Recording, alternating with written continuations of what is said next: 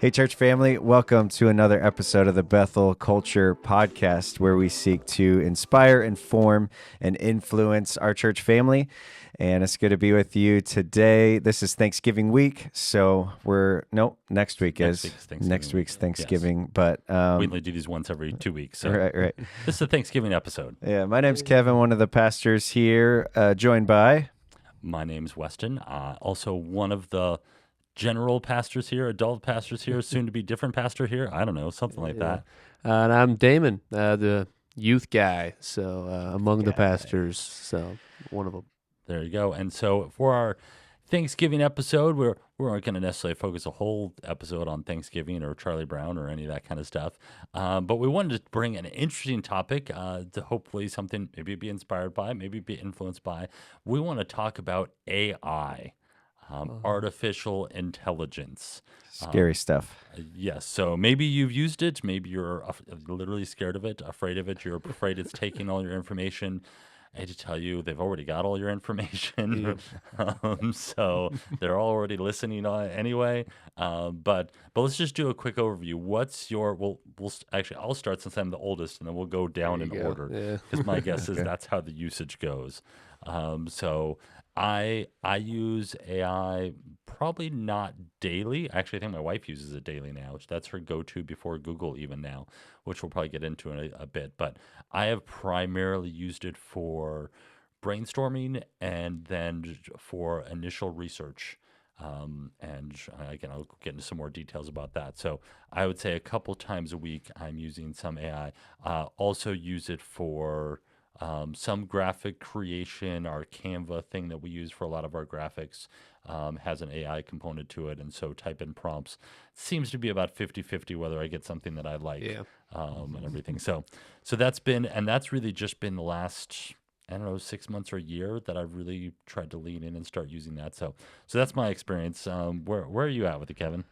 Yeah, I think it's a great brainstorm option. Like if I'm just I can't think of something. I just type in like, what do you suggest for this, or give me an illustration for this. Like if I'm trying to, write an intro to something, or I also use it for like school stuff. If I'm writing a sentence, I'll copy that and paste it into ChatGPT or something and just say like, how would you rewrite this, like more scholarly, like make me sound smart? And so like I don't just copy and paste that verbatim, but it helps like add new words. It's like using a thesaurus on every single word that you would normally just type in your paper. Although my brother recently has found some video AI thing where like he'll put a family photo of our entire family. Like we have this one picture on the deck from a Thanksgiving a couple of years ago,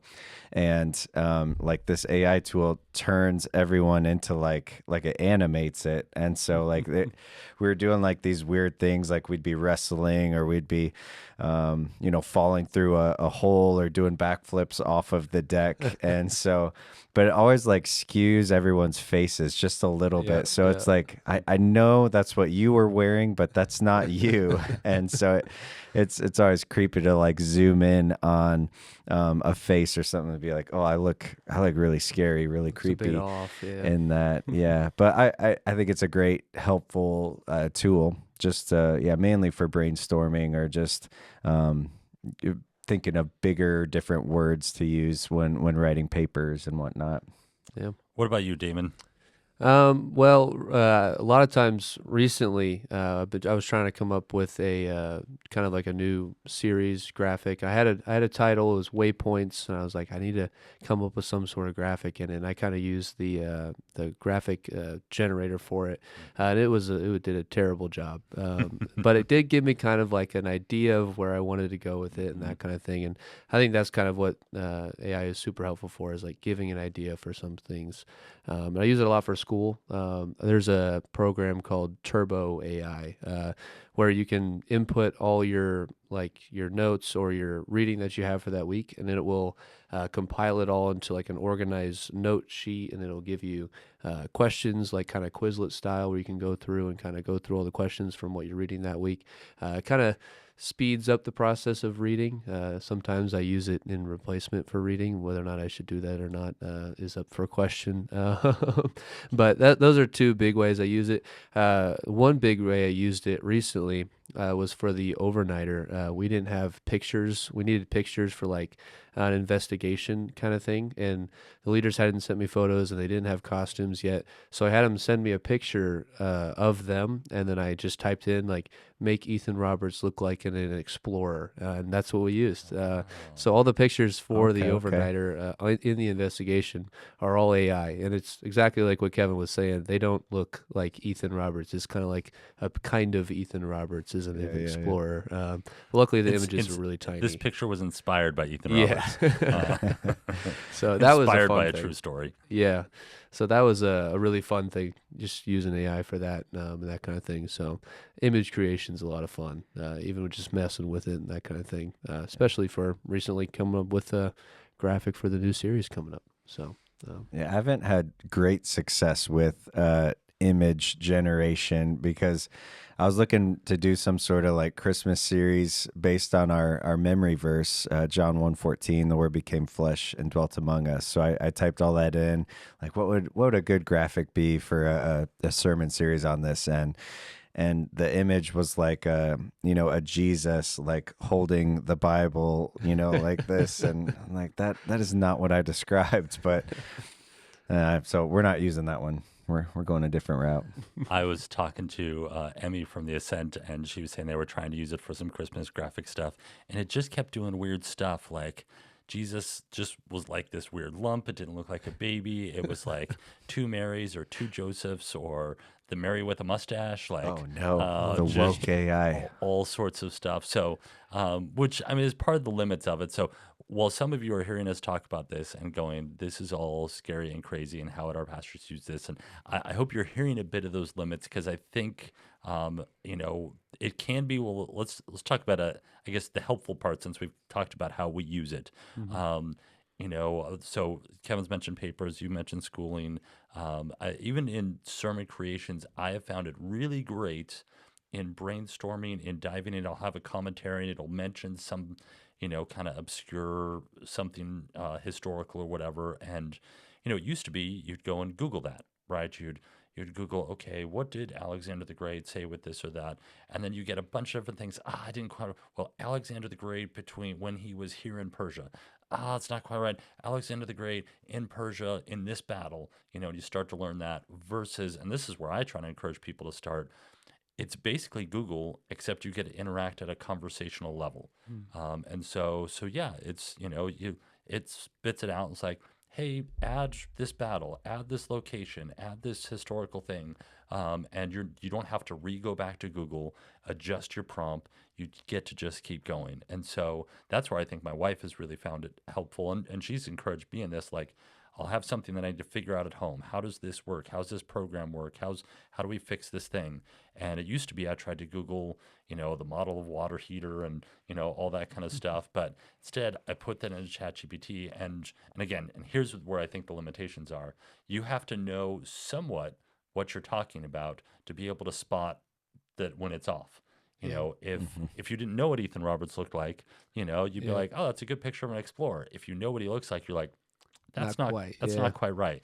Same thing. Like I knew enough about water heaters to go, oh, that's referring to an electric based one, not a gas based one. And then have to, do a follow up. Hey, I'm only working with gas. Mhm. History stuff. Example I've used with people recently is I asked for it was sermon prep, and I said, "What's a good quote?" It was towards the end. What's a good quote on this particular topic? And it gave me this great quote. It gave me five or six of them, but this really good one by G.K. Chesterton. But I've worked with AI enough. I asked for the source, and it said, "Well, this is actually a paraphrase from several different things from him." That's not what I want. And I can see how people could just go Sweet. Quote from G.K. Chesterton, throw it up there. How many people are going to fact check me on Sunday morning by Googling it? And it may show up in a Google search because somebody else improperly quoted him as well. And so you do have to know enough of going, and I've learned enough of this with paper research, with doing other things to know it's not always quite right. So here's the way I like to describe it. It's like asking someone who knows a little about a lot of things for help on something. That they may very well know the answer. They may not realize that they're a little bit off on the answer. And so you need to kind of fact check it from that standpoint. But as far as collecting, hey, how do I fix this? How do I make this program work? Like I said, Amy uses it all the time. She's filling out some governmental form, and we're not sure.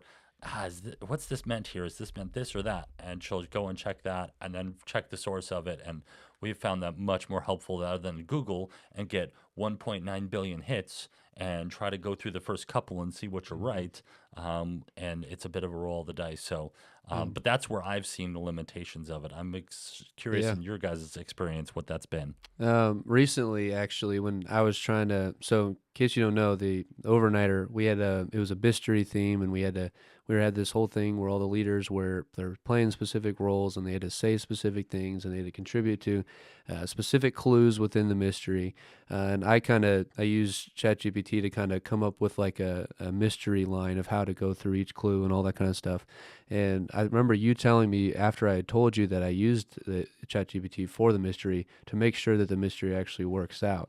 And I ended up going through it all, and like in the middle of the mystery, it just tells you who the person is that's the culprit. It's like, why would you say that in the middle? So I guess there is some sort of, even like with storytelling, like you have to go in and make sure that the mystery is not unveiled right in the middle of the mystery. And so I had to go in, edit it, and kind of change pretty much the majority of it. But yeah, I've seen that recently as a limitation with ChatGPT's storytelling. So if you want to tell a story, make sure to check what ChatGPT is saying. Well, and the reason I know that, having worked with it on a couple things, but even just trying to help, our kids or somebody with math, and it's some of the problems that we don't have answers to. So I'd run it through something like this, and I'd be like, I'm pretty confident I'm right, but wow, this is saying the other. And you'd think math would be good, and so I'd run it another couple angles, and I'm like, okay, I know I'm right now, so I know it's wrong, and I would even tell it, that hey, you're wrong. The actual, that's not the right answer, and it'll always be super polite. Oh, you're right. Thank you for pointing that out. I've adjusted it now. Here you go, and it'd be Yeah. wrong again. So you'd think math would be the thing it'd be best at, but it's actually language. Like I said, it tends to actually be language and finding the right different kind of words, rewording things well. That actually tends to be its strength. Like I said, I like to do the busy work of the research for me, and then I'll go follow up and curate it. So, what about you? What limitations have you seen, Kevin? I've seen with scripture. I think, like you're saying with the quote from G.K. Chesterton, it'll pull like words from different translations and put them together, and it'll say like, here's a paraphrase from Psalm 27 or whatever, and it'll say, it'll pull like from NLT, NIV, KJV, whatever, and then when you actually look up the version that we usually use ESV, English Standard Version, so it'll be a little different in that sense. And so you gotta just do follow up like you were saying, Weston, and double check that it's actually accurate and all of that. So yeah, it's definitely one of the things I've seen. I ran into recently. So we know everybody, I'm sure, is super excited about our New Testament reading plan, and so there's a lot of chronological reading plans out there, and the ESV one is very readily available. And so I thought, man, what it's going to take me to take it's relatively 90 days to go through the New Testament and the ESV chronological Bible, and I need to nicely spread that out into 365 days. This seemed like a great busy work task for AI. I could not get it to do it. It would tell me it's done, and then it would end at 3:54, and I'd Huh. be like, "Hey, you didn't spread it out right." And so then oh, you're right. I'm sorry. Okay, it's done now. And then it would have a bunch of days repeated and it even labeled them review. And then I would tell it no review, and it would do review again, and I would tell it no review, and then it would go past the 365, Oh and man.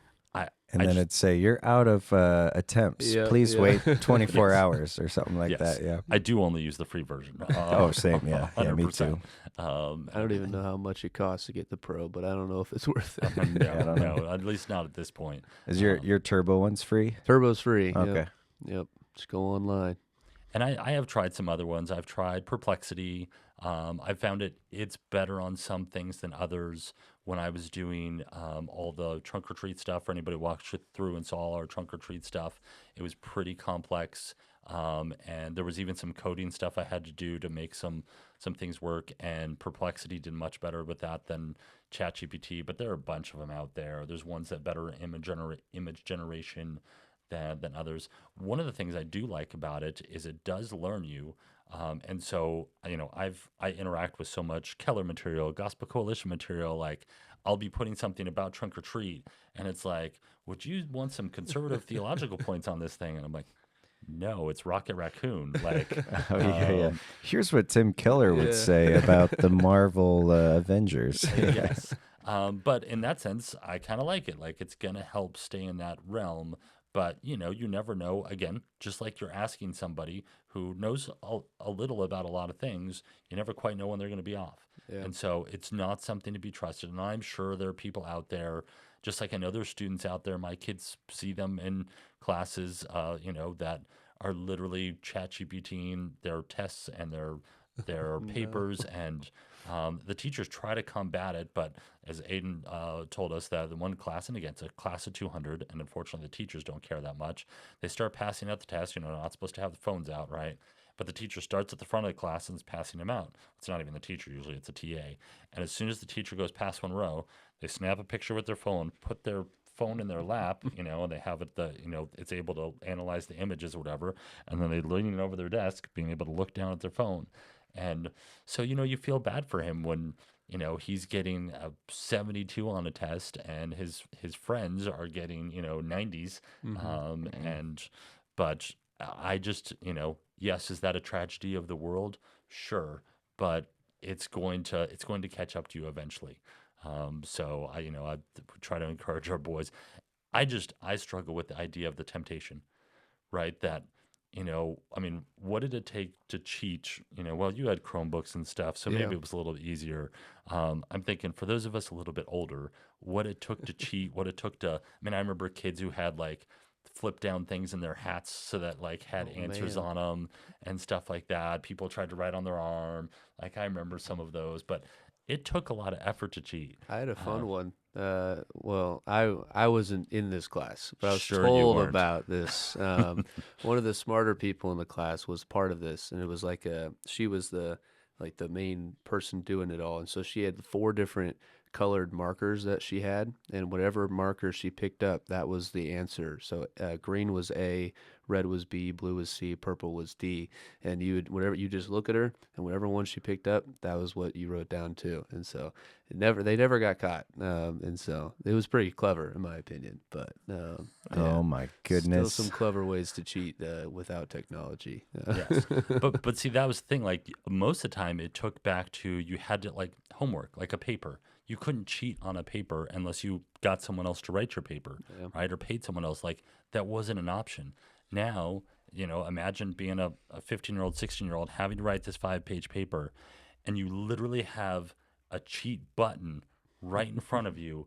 You can hit it, and a good portion of the time, no consequences. Nobody's going to check. Nobody's going to look. The amount of self control that takes to do that, I don't think we appreciate what students have to do to struggle with that. And so I do appreciate the teachers who do want to take the time. I know I've talked to Jared Bruning about this, because Aiden, I've heard that you can run a paper through something and it'll tell you what percentage chance it's AI. But I mentioned that to Aiden, and he said, "What my friends do is then they ask ChatGPT, format this paper in such a way so that AI can't detect that it's an AI paper," Yep. and then it beats it. There's ways to beat it. Yep. Yes. And so one of the things Jared says is, I think it's the Google suite, that when they turn it in via Google, that he can check the history, like a video log of the paper's generation. And if all it took them for them to create that paper was, 30 seconds, because they just copy and pasted it from the thing, or okay, it took it 8 hours, but then he scrolls through and their paper instantly generates in the first minute, and then nothing happens for 8 hours, and Yeah. only has to do is show the students this is what I do, and then catch one or two at the beginning of the semester. The rest of them are generally going to fall in line. Hmm. So there is all that stuff. And is it probably going to get worse? Sure. But any more than, some people who are old enough to remember when they shifted from writing to computers, which unfortunately I am that old. You're pretty much that old too, right? Did you do all your high school papers on computers? Yeah, I mean, we had the big floppy disks that were, this Oh, That you had to size that, save your papers on? yeah, I remember like being nervous that it wouldn't save on there and that I'd have to rewrite this like Yeah. 5 or 10 page paper. Yeah. Yes. So, but, is there a loss that happened when you couldn't do that? Sure. But it's also just the reality moving forward. Is AI going to take jobs? Sure. Cars took jobs away from blacksmiths making horseshoes. There's going to be some of those type of things. But any other last thoughts on AI? AI. Oh, tell the John Piper story. Oh, I forget what conference it was at. I think the Gospel Coalition. Wasn't Okay, it? where John Piper, just a fiery preacher, older guy, gets up and he shares like this prayer that he had typed into Chat GPT, and it was all Supposed to be in the voice of D.A. Carson, that's right? what it was. Yeah, yeah. Yeah. And then he read the whole prayer, and he's like, "Is this worship?" And then he was Because like, it was a beautiful prayer, "Yeah, and it it, did it sound. If you know D.A. sounded Carson, nice. it was Yeah, very much him. yeah, it sounded theologically accurate and all that." But he's like, "No, a machine did this, and God did not put His Spirit in a machine, and all this stuff." And so he was very obviously against it, which I wouldn't try to get your understanding of God and theology from Chat GPT. But yeah, there are some ways where it can skew things enough that it would lead you down a wrong path. But hopefully you can just spit out the garbage. My math teacher always said garbage in, garbage out, and he'd always say like that's not so good, and so you just gotta redo your prompt or something. So Well, and if you like anything else, it's a tool, and if it's a good tool, that you can use and figure out how to use, you can use it to, hey, what are some good theological resources on this particular topic? And again, usually have to, and then it gives you a ton. You're like, I'd like them in line with the Gospel Coalition or Tim Keller or whoever your people are, and then it gives you. That's great. It saved you some time of research and going through 10 different websites and trying to figure out which ones. I think it's generally pretty decent at that. Obviously, there are other, if you anybody want to talk to me about the concerns of water consumption and everything, I did a deep dive on that once when I had a Yeah. family member go, "You shouldn't be using ChatGPT because of water consumption." And Yep, I've been told that multiple times by my fiance. It's like, why do you use that? You're killing the planet with all the water, and yeah, yes, I don't well, know what it means, but then I'll give this short answer. So in its particular locale, wherever the database place is or whatever, it does use a lot of water to cool the system, but it's not using water like from the planet so that we're losing water resources. It can, like there was a center built in Georgia that it started using so much of the water, like the city started running out of water, and oh then it was jeez. jacking up the water price cost for everybody. And so, are there those type of concerns? Yes. But guess what happens is people demand needs. Like, since it doesn't ruin water, it just uses it, or it needs to be, to run through all the stuff. Do they need to reclaim it and filter it and everything? Well, they're starting to build these things in colder climates. They'll build it near coasts or to large water supplies because then it's cheaper. It was cheaper to go in Georgia, but then the water costs hit them. So now it might be cheaper to make them in Canada, and have access to that kind of stuff.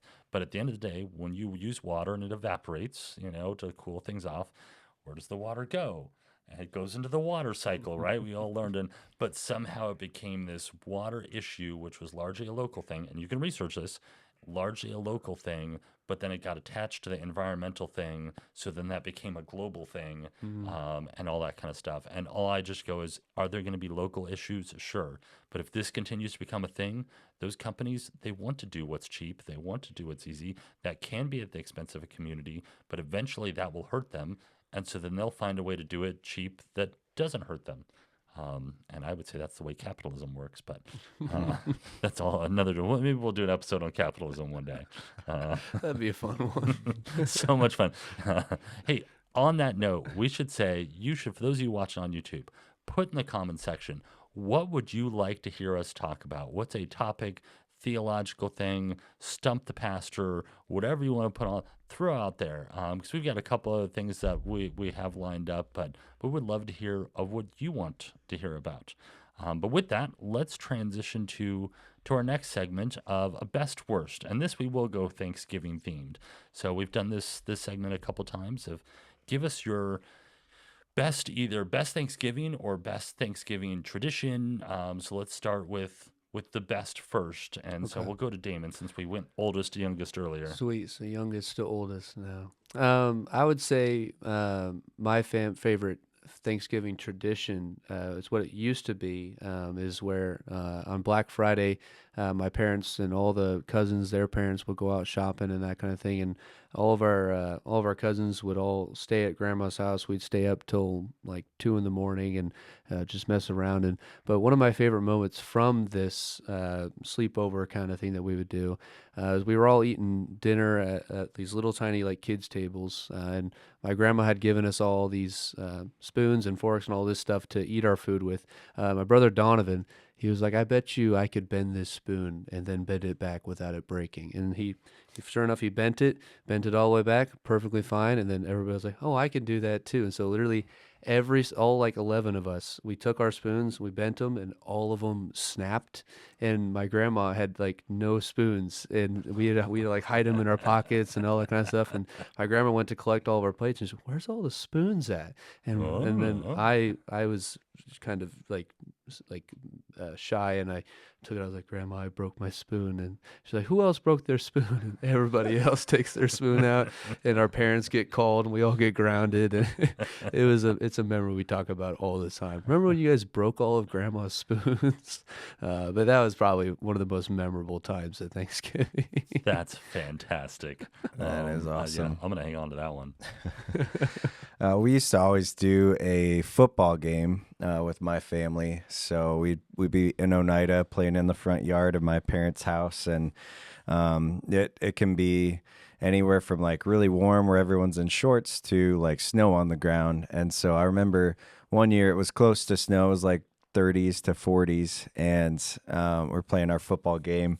And my brother-in-law Rick Warren, a lot of you know him, was running with the football, and he's booking it, thinking he's gonna get a touchdown. And so I don't know if you've seen like a lot of like college sports, like we'll have the guy that like hurdles over another guy. I think he had this in his mind where he's like, someone's coming for me, I'm just gonna hurdle over them.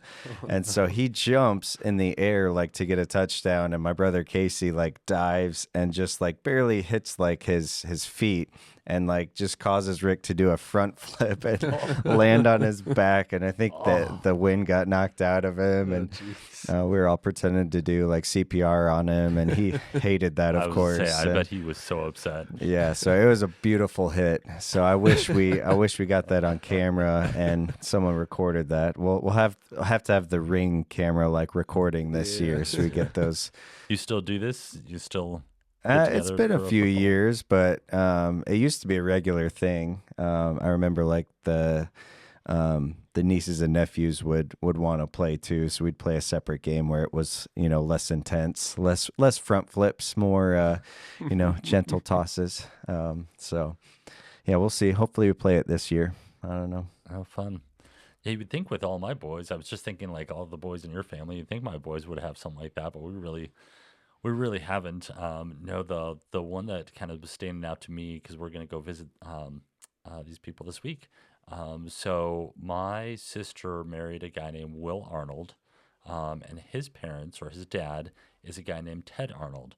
So if you had kids probably a little younger than Damon's age, then you may know that author. So he's written a number of children's books, won Dr. Seuss awards. The series he was kind of most famous for was the Fly Guy series, series of Fly. Do you know I Fly read Guy? those. Yeah, Okay, so yeah, So do we. Yeah. Damon's age or younger. What's those that? are cool. My kids did. Yeah. So Okay, we know okay. Fly Guy. So he wrote those, and so one year for Thanksgiving, like they were coming out, so to bring a bunch of family together. My sister and her husband live in Champaign, and so we all met at our house, and so we have these pictures. I think the twins were like 2 or 3. We have these pictures of like them lying on the ground drawing with Ted Arnold, and so he dedicated one of the Fly Guys. You think I can remember which one? I'll throw it up on the screen. But one of the Fly Guys books is actually dedicated to our 4 boys, and then Quinn was born. And so when they did a re-release of that one, he added Quinn to the page. What? So Quinn will actually he'll show people at times. He's like, no, no, no, that can't be true. Ted Arnold didn't come to your house. He's like, look, look. That's so cool. So we're as a family, we're going down to Florida to meet family and everything, and so we're actually going to stop by Ted and Carol's as their house and see them for a day down there. And so I don't think I don't know, we saw them for one of my other sister's wedding, but other than that, yeah, we don't see them too often. So that was definitely one of the best, just kind of interesting highlights that the stories that people tell. I don't know that we have any spoon stories or backflip stories, but or flip onto the back stories and things like that. So, which depending on who's telling the story, whether it was your grandma or Rick Warren, those might be their worst Thanksgivings. Yeah. So, but let's hear from you guys. Your worst parts. Let's go with you, Kevin. Um, I mean, I love all my extended family, but I just remember But but which ones do you like the least? That's where it sounds like you're going. no. We used to go to one of my aunts every Thanksgiving, every Christmas, every big holiday, and she would have this entire ballroom sort of with like these long tables set up so that everyone could eat these meals together. And I just remember them being like hot, and you'd always wear the Thanksgiving sweater that your parents made you put on, and it was 80 degrees in the house. And so I just wanted to crawl under the table and run around with my cousins, but we had to sit there and eat our dinner properly, and wait for everyone to be done and not get seconds right away. So I just remember, yeah, that was maybe the worst, which isn't even that bad. So No. Yeah. Damon? Yeah, I'll be honest. I don't really know any of like the worst moments, but maybe kind of like the inconveniences or weirdnesses of Thanksgiving still happen. Like for example, like last Thanksgiving, me and my cousins, we still have to sit at the kids' table, and it's like I'm not included in all the adults, But sometimes I saw a commercial recently. It's like, would you rather hear about Uncle whatever's Intestinal intestinal problems. problems or talk about Legos or whatever at the store? I was like, maybe this isn't such a bad thing. I get to talk about Legos or toys and stuff. So I guess that's a bit of a weird thing. And another Thanksgiving, it was the same Black Friday thing that we were doing. We were playing some sort of dodgeball game, and it was in her house, though, my grandma's house.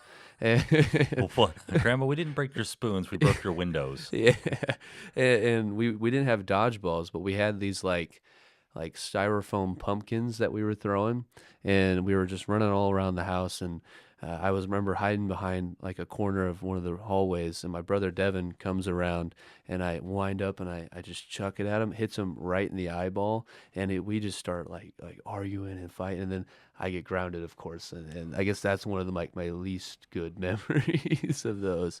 I've been grounded a lot from going to grandma's house, so on Black Friday. what's like the cutoff for the adult table? Do you have to be married? It's just you get married this week. if So you're like a niece or a nephew of the aunts, you're at the kids' table. So like Donovan and okay. Allison, they still sit at the kids' table. Okay. No matter how, even though they're 25, 26 years old, they're with us kids. So It'll be interesting to see as they have kids. Will that move them up? I mean, at the end of the day, there has to be space, right? If the adult table's Yeah. full, Yeah. What do you do? Get a bigger adults table. Maybe. There you Well, go. your parents are going to be leaving. I mean, maybe they'll come back for Thanksgiving. I don't know. So we'll see how that all shakes out. Um, yeah, and I don't have any bad memories either. Though I definitely sympathize with the, you know, you hurt the younger sibling, you're automatically grounded. Yeah, yeah, yeah. Would it have happened if it gone the same other direction? Yeah, probably not. Yeah. Um, but no, for me, the weird thing is like I'm a very picky eater, and so the thing I hated about Mm, Thanksgiving was the food. man, Um, it was Food's the just best part. no, I don't mind mashed potatoes. I have a little bit of turkey, and I would eat a lot of rolls, and and some of my kids are like that too. So they're like, oh, Thanksgiving, oh, and what about and mac and cheese? yeah, but usually, again, when it used to be larger family get-togethers, people like to get fancy and creative with stuff. Yeah. And so, the corn casseroles and the different, I mean, yeah, sweet potatoes, and this it's got marshmallows on it. You just ruined perfectly good marshmallows. Yeah. But I understand that's me and my issue, which I know Carol Arnold is just worried about me and all my boys who don't eat things, and we're just like, we'll manage. It's okay. But I know my sister's like, my mother-in-law is freaking out that you guys don't eat things. So, but that's the only bad part of Thanksgiving for me.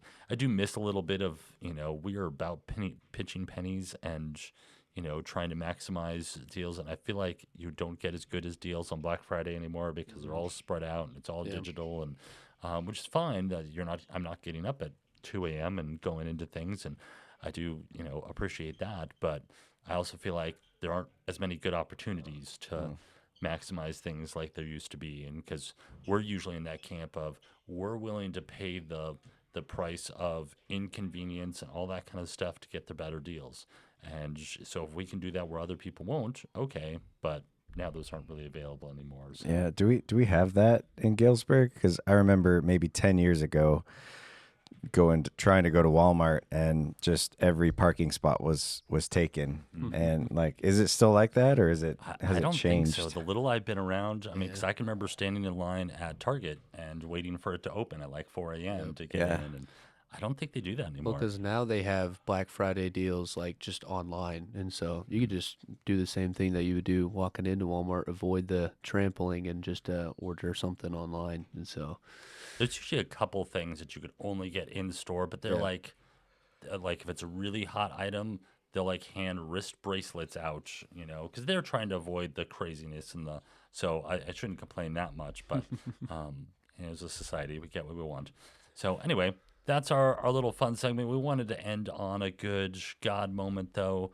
Our spiritual segments. We're gonna have a segment of God moment, and as we were brainstorming this way, Damon just finished an overnighter, as he's already kind of talked about, but just had to be able to see immediate fruit from something like that.